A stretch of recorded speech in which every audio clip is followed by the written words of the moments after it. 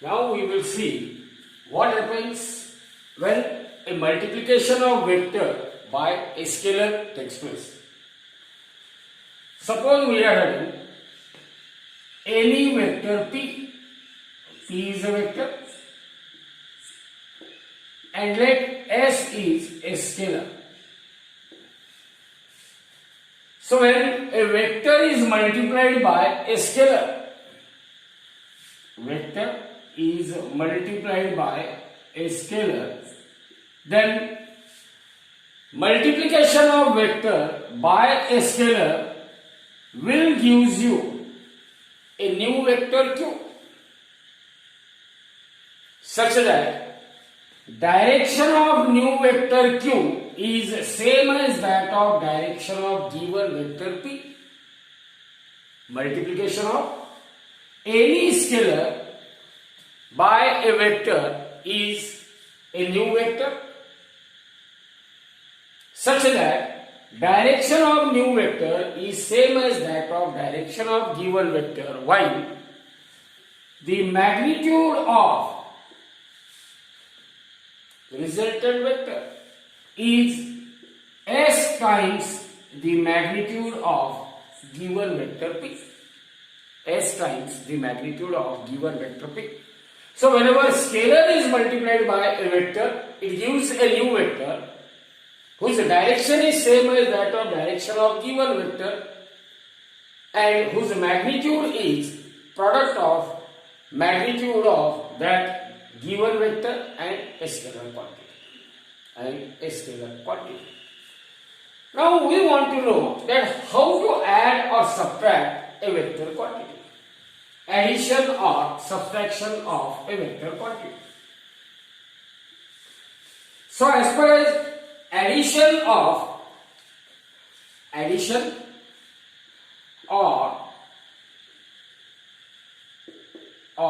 subtraction of a vector quantity.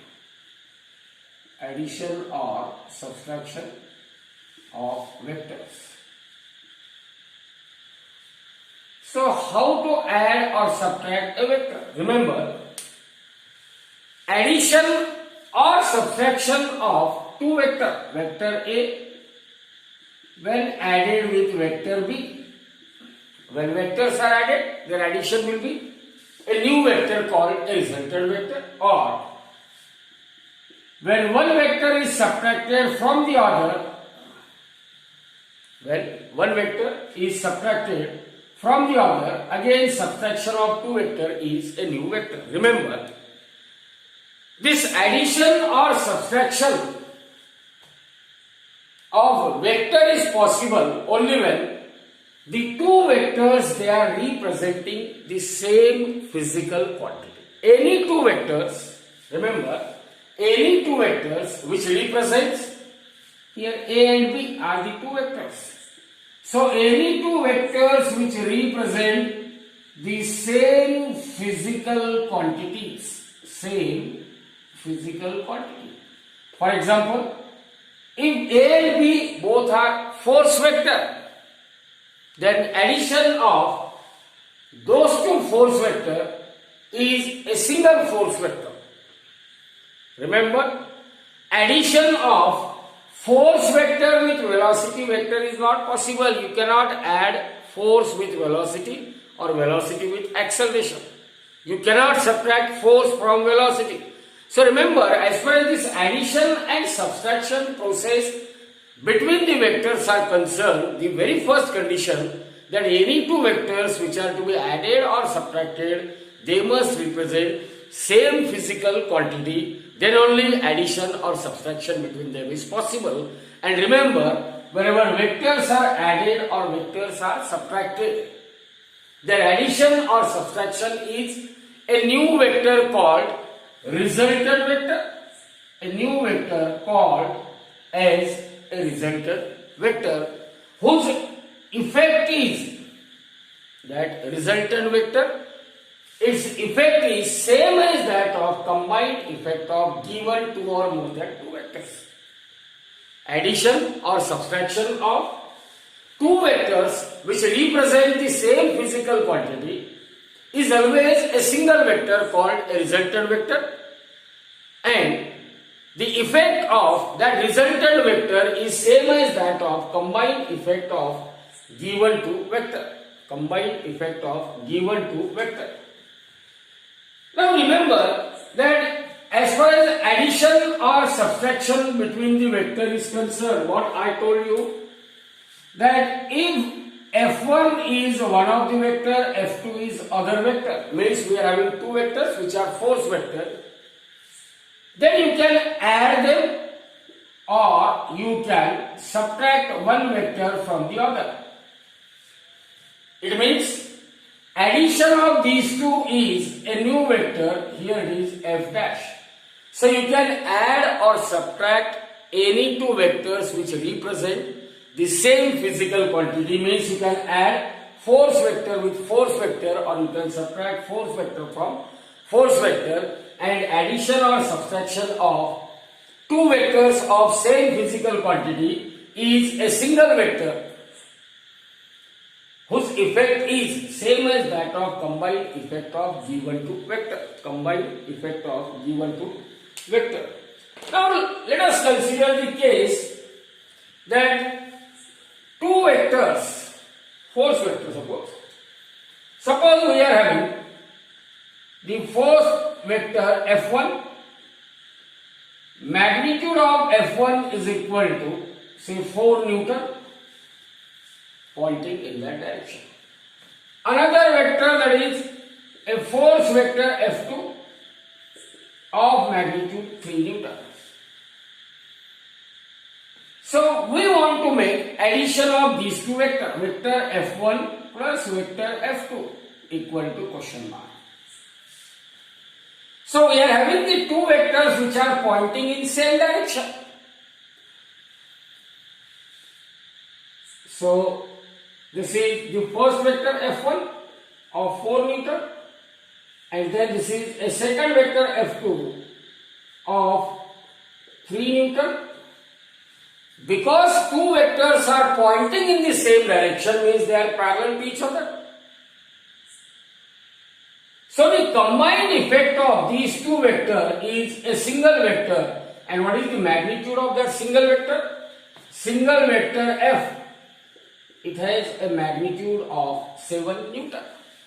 So whenever we are having two vectors which are pointing in the same direction, means they are parallel to each other, then the resultant of these two vectors is a single vector whose magnitude is, resultant of these two vectors is a single vector, such that magnitude of that resultant vector is equal to sum of magnitude of given two vector, and the direction of resultant vector is same as that of direction of individual vector.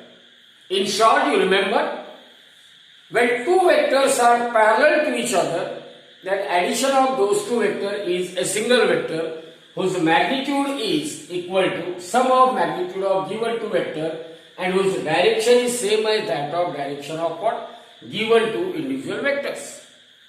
Now if I alter the position, if I alter the direction of resultant vector, second vector F2, say F1 is pointing towards right, F2 is pointing towards left, then the resultant of two vectors whose magnitudes are different and they are pointing opposite in direction. So this is first vector F1 equal to 4 Newton, then a second vector F2 of 3 Newton. So what is the resultant vector F? Resultant vector F is 1 Newton. So when two vectors which represent the same physical quantity, they are anti-parallel, they are opposite in direction, means anti-parallel, then the resultant of two vector is a new vector whose magnitude is equal to difference of magnitude of given two vector. Difference of magnitude of what? given to vector, and its direction is same as that of direction of that longer vector, whose direction is same as that of what? Direction of longer vector amongst the given two vector. Here F1 is greater than F2. So direction of F is same as that of what? Direction of F1. F1 and F2 they are anti-parallel. So resultant force is equal to what? F1 minus of F2. Difference between the magnitude of F1 and F2. Take their absolute value. Now this is the case when two vectors are parallel or they are anti-parallel. Resultant vector will have magnitude equal to sum of given two vector or difference of given two vector. But in case if two vectors are at right angles to each other, two vectors are at right angles to each other, means first vector is vector F, F1 equal to 4 Newton, second vector F2 is equal to what? 3 Newton, F2 equal to what? 3 Newton, then remember here the resultant vector F is equal to, according to Pythagoras theorem, F must be equal to under root of F1 square plus F2 square, or this is equal to under root of 16 plus 9, or it is 5 Newton.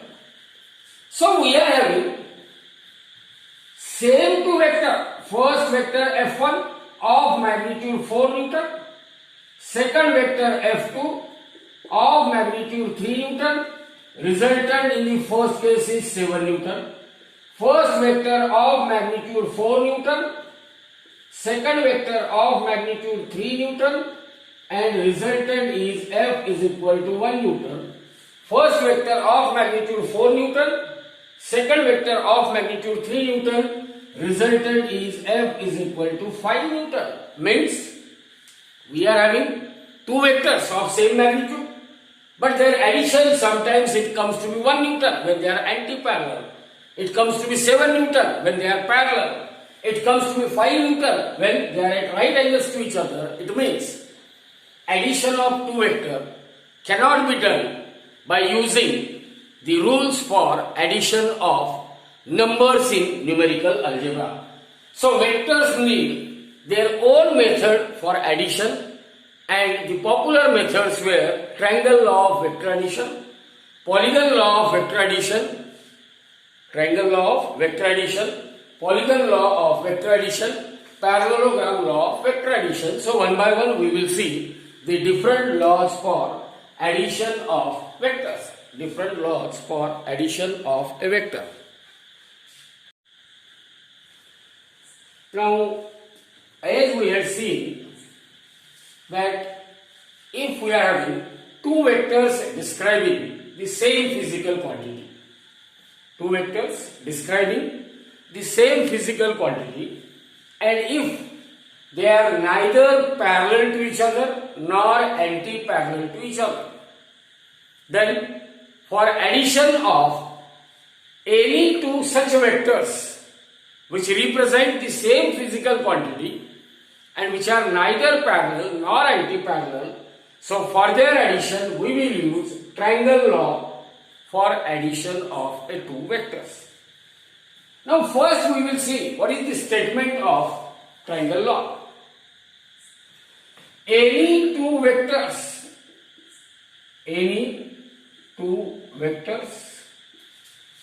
describing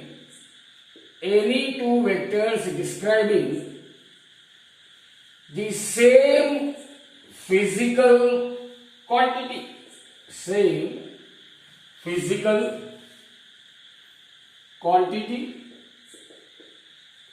and if they are represented both in magnitude and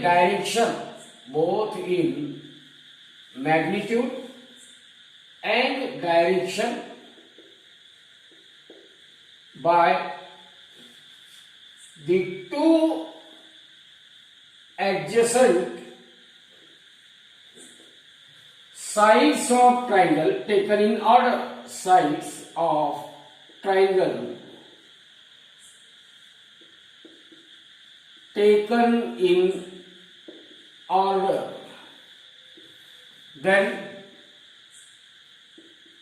their resultant is represented both in magnitude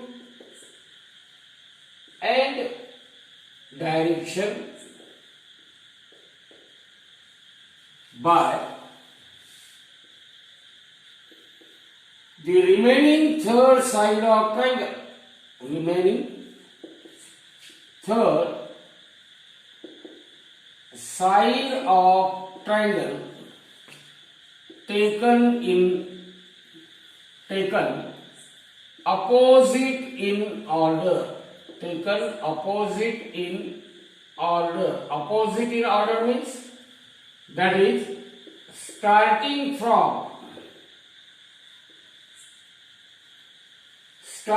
point of first vector.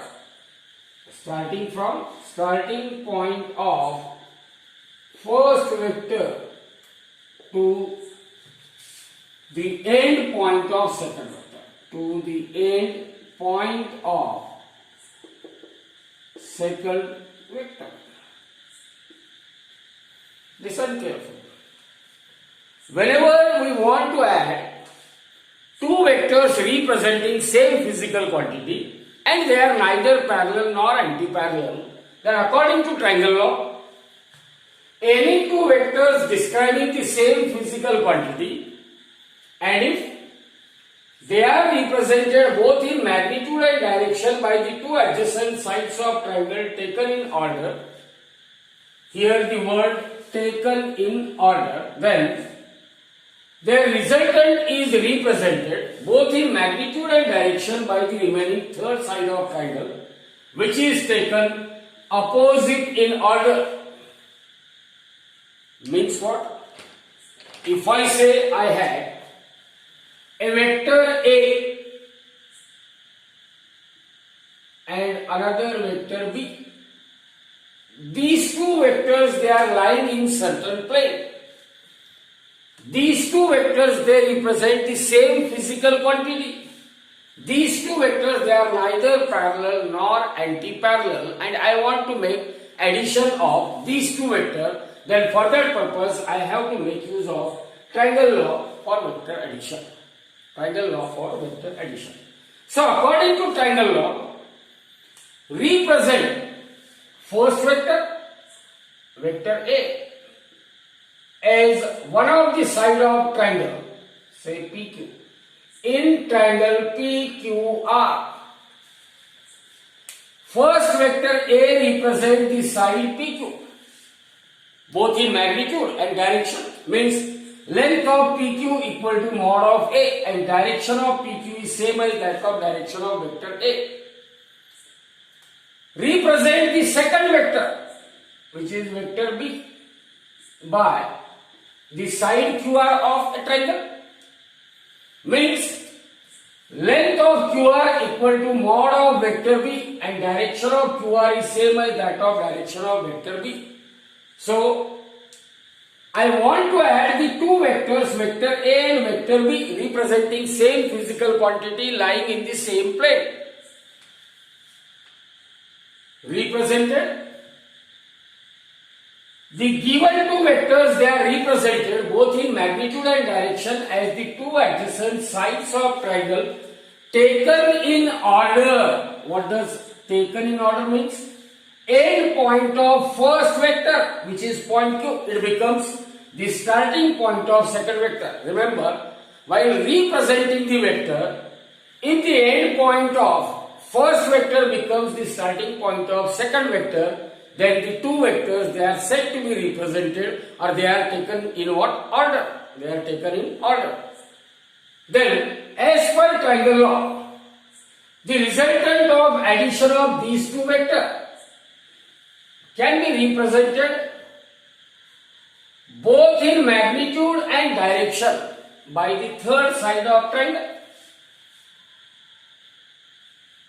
Resultant of addition of given two vector is a resultant vector and is represented by the remaining third side PR of a triangle, which is taken opposite in order. Means starting point of resultant vector is same as that of starting point of first vector, while the end point of resultant vector is same as that of end point of second vector.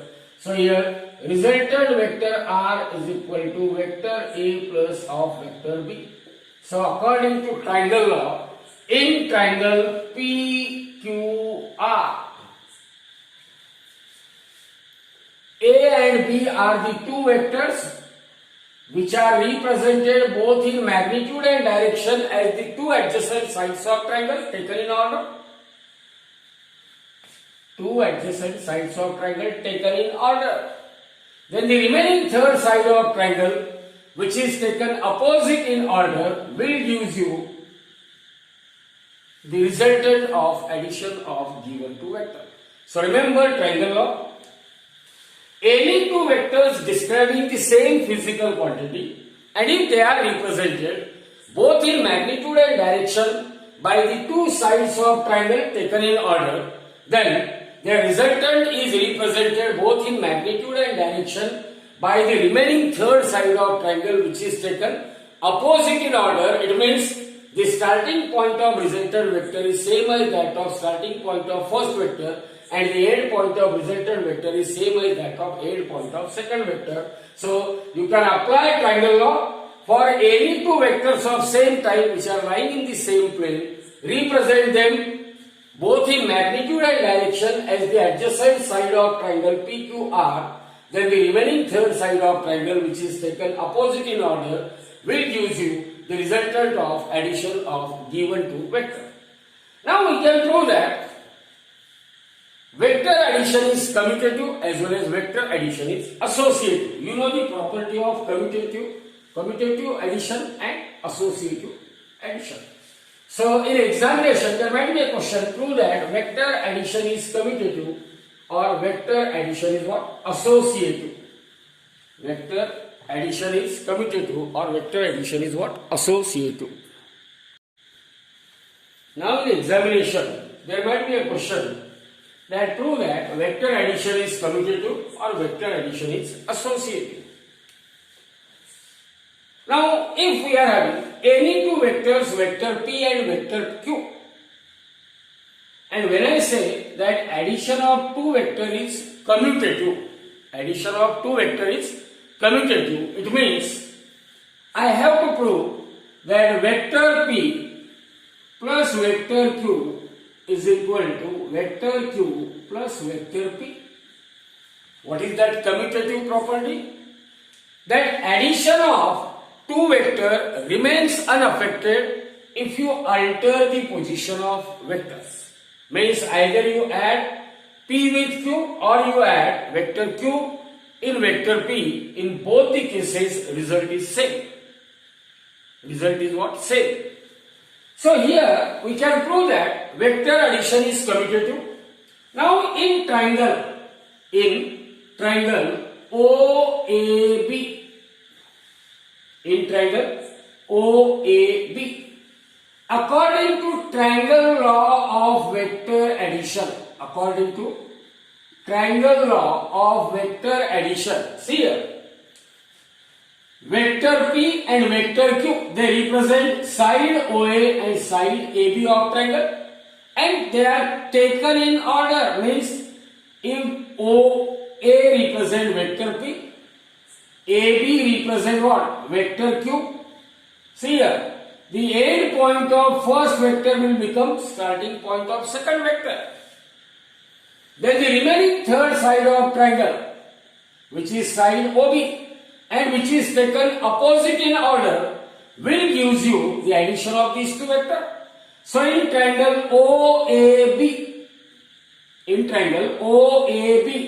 according to triangle law of vector addition, what you can say? Vector P plus vector Q, these are the two vectors. It is equal to addition of these two vectors is a new vector R, and that is nothing but arrow OB. Similarly, in the triangle, let us consider another triangle OCB. In triangle OCB, according to what? Again, according to triangle law of vector addition. According to triangle law of vector addition. In triangle OCB, suppose I will draw arrow like this. OC represent first vector Q, so vector Q. The end point of first vector becomes starting point of second vector, means two vectors, they represent the two sides of triangle taken in order. So the second vector is vector P, because Q and P, they are taken in order. Then the third side OB, which is taken opposite in order, will give you, but this side OB is R, so R, and that is equal to arrow OB. So in the same figure, by using triangle law, here we will get in triangle OAB, P plus Q equal to R, which is arrow OB, and in triangle OCB, Q plus P, which is equal to R, which is arrow OB, and from these two you can say vector P plus vector Q is equal to vector R, and which is same as that of vector P plus vector Q plus vector P. In other words, we can say as addition of two vectors remains unaffected, even though if you alter the position of two vectors to be added, it means they obey commutative law. So vector addition is commutative. Now in the similar manner, prove that vector addition is associative.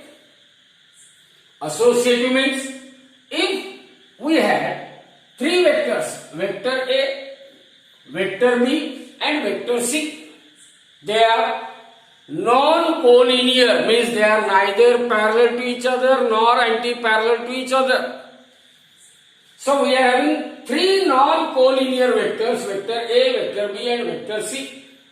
And when I say they obeys associative law, it means vector A plus vector B plus C, it must be equal to vector A plus vector B plus of vector C.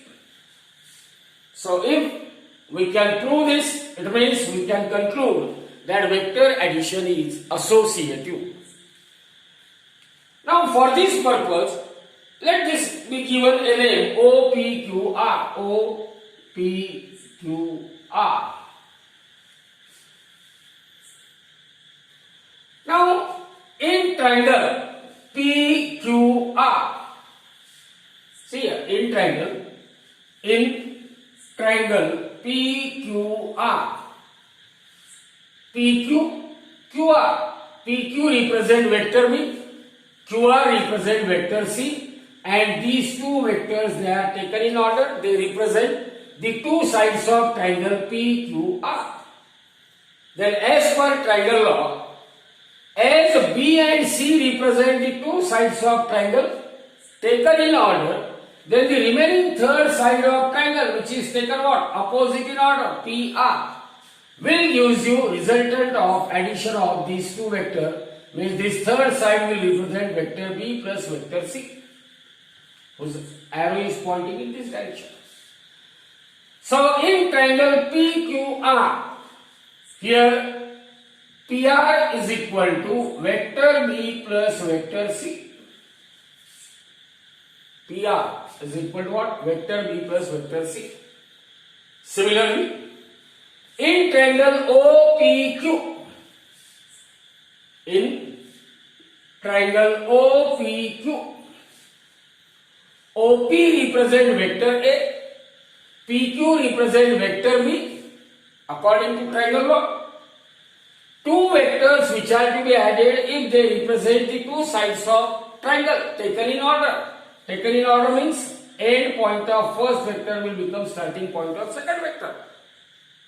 Then the addition of these two is a new vector which is taken opposite in order, that is OQ. A plus B, it is represented by the third side of triangle taken in order. So in triangle OPQ, arrow OQ is equal to vector A plus vector B. Vector A plus vector B. Now we want to prove that vector addition is associative. Vector addition is what? Associative. So we will make use of only two triangles. The first one is in triangle OPR and in triangle OPR and in triangle OQR. OPR and OQR. See here, OP represents first vector A. PR represent second vector. Vector B plus vector C, and that too is taken in order. Then the remaining third side of triangle OPR will use you addition of these two vectors, that is vector A plus of vector B plus vector C. So this must be equal to vector A plus vector B plus vector C, and that is equal to what? Arrow OR. OR. Now this is equation number 1. Now in triangle OQR, what is our first vector OQ? First vector is vector A plus vector B. This itself is a first vector representing the first side of triangle. Now side QR, which is vector C, it is our second vector, and that too taken in order. See here, end point of first vector will become starting point of second vector. So vector A plus vector B plus vector C, and that is equal to, in triangle OQR, first vector is A plus B, second vector is C, two vectors are represented or taken in order. Then the remaining third side OR, which is taken opposite in order, will represent the resultant of addition of given two vector, vector A plus vector B plus of vector C plus of vector C. So this side will represent OR, this will also represent OR. Therefore you can say vector A plus vector B plus vector C is equal to vector A plus vector B plus of vector C. It means vector addition is associative also. So remember, triangle law, any two vectors describing the same physical quantity, if they are represented both in magnitude and direction as the two adjacent sides of triangle taken in order, then their resultant is represented both in magnitude and direction by the third side of triangle taken opposite in order, that is, the starting point of resultant vector is same as that of starting point of first vector, while the end point of resultant vector is same as that of end point of second vector. So by using triangle law, we can prove that vector addition is commutative as well as vector addition is what? Associative, means P plus Q. You can take vector Q plus vector P. Both are granted same, or A plus B plus C equal to A plus B plus of C. So vector addition is commutative as well as vector addition is what? Associative. Now as you know that vector addition obeys both commutative law as well as what? Associative law. Now here it is quite simple thing which is asked. Express vector AC in terms of vector AB and vector CB. What we have to prove? Express vector AC in terms of vector AB and that of what? Vector CB.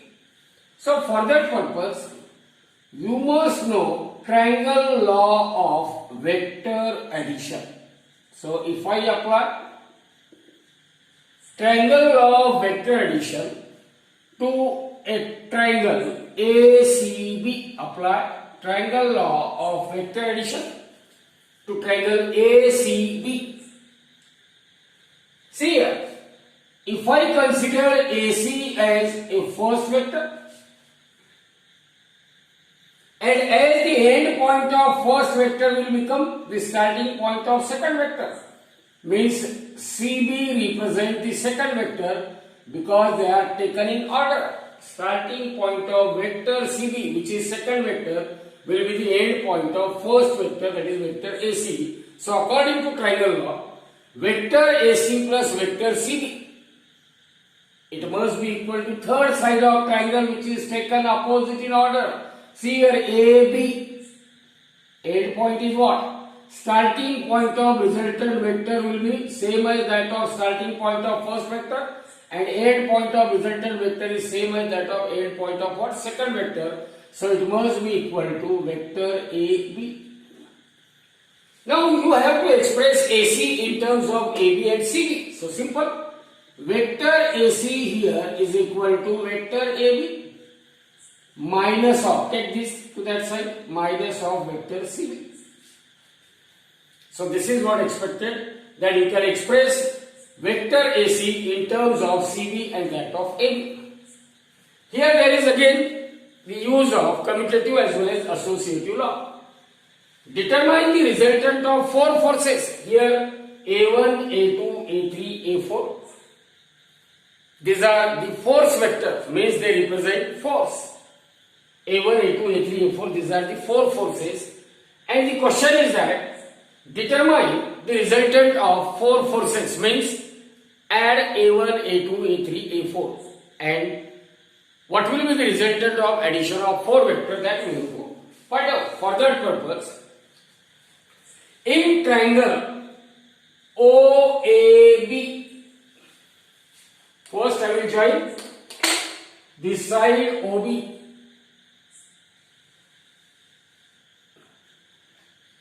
and I will draw an arrow like this. In triangle OAB, see here, A1 is the first vector, end point of first vector will become starting point of second vector, and the remaining third side OB, it is taken opposite in order, that is, it means according to triangle law of vector addition, here what you can say, arrow OA plus arrow AB. Arrow OA plus arrow AB means first vector plus second vector will gives you the resultant vector, which is arrow OB. It means vector A1 plus vector A2 is equal to arrow OB, or here I can write vector A1 plus vector A2. So arrow OB will represent a vector which is vector A1 plus vector A2. Now I will consider another triangle OBC. OBC means I will join point O and C. Now look at the triangle OBC. In triangle OBC, my first vector is vector OB. End point of first vector will become starting point of second vector. So OB plus what? BC. And the remaining third side of triangle, if I will take it opposite in order, means it will give me the resultant of addition of these two vectors. So first vector is A1 plus A2. Second vector BC is A3, and that is equal to OC. Means here I can say this is vector A1 plus vector A2 plus vector A3 plus vector A3. Now in triangle OCD, what you can say in triangle OCD? In triangle OCD,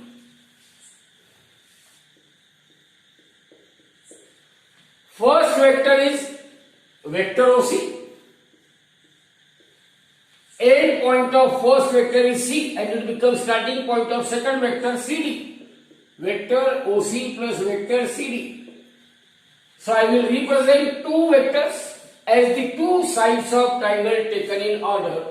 Then the third side of triangle OD, which is taken opposite in order. See here, this is the end point. Starting point of third vector is same as that of starting point of first vector, and end point of that third vector will be same as that of end point of second vector. So OD represent resultant of addition of these two vectors. But OC is equal to vector A1 plus vector A2 plus vector A3. OC is equal to A1 plus A2 plus A3 plus CD. It represents that fourth vector A4, and that is equal to OD represent vector A5. It means the resultant of addition of four vector is a force vector A5, A1, A2, A3, A4. They are all force vectors. So naturally A5 is also a resultant force vector. Means you can express four vector in terms of a single vector. Four vector in terms of a single vector.